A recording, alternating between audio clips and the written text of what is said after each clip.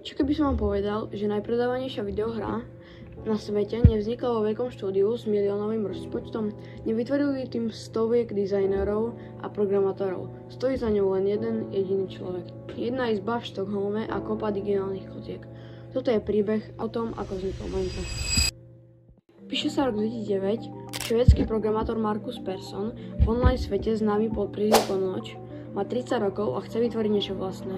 V tom čase narazí na minihru Infiniminter. Bola to jednoduchá hra, kde ste v podzemí ťažili kocky. Noča tento koncept okamžite fascinoval. Cítil, že hre chýba hĺbka RPG, prvky a hlavne pocit skutočného dobrodružstva. Povedal si, že to dokáže urobiť lepšie. Odkúpil základy kódu a vo svojom voľnom čase začal experimentovať. Chcel vytvoriť svet, ktorý bol pre hráča živý a dynamický. Neuveríte, ale prvá hrateľná verzia bola hotová za pouhých 6 dní. Noč ju nazval veľmi jednoducho Cave Game, teda jaskyná hra. V tejto verzii nebolo dokopy nič, žiadne prežívanie, žiadne nástroje, len tráva, kameň a pár postavičiek, ktoré bezcielne behali dokola. V maji 2009 ju zavesil na internetové fórum pre vývojárov. Reakcia ľudí ho šokovala. Hráči nechceli len plniť misie, chceli jednoducho stavať a ničiť. Noč hru rýchlo premenoval na Minecraft a začal ju masívne aktualizovať. Pridal survival, ťaženie a monstra.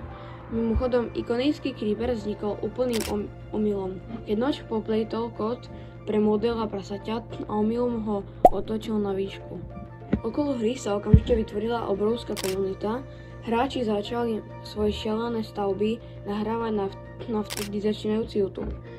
Minecraft sa tak šíril ako lesný požiar a to bez jedinej platenej reklamy.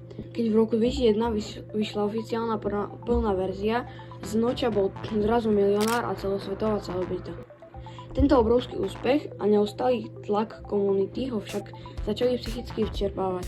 V roku 2014 sa preto rozhodol pre radikálny krok. Celé svoje štúdio Mojang predal technologickému gigantovi Microsoft a astronomickými $2,5 miliardy. Dnes má Minecraft na konte viac ako 300 miliónov predaných kopií a hrajú ho stovky miliónov ľudí všetkých generácií.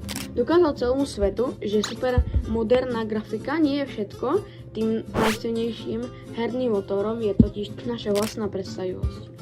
Ak som to video páčilo, nezabudnite hodiť like, napíšte do komentára, kedy ste Minecraft hrali prvýkrát vy. Dajte odber pre ďalšie príbehy. Vidíme sa na budúce. Čus.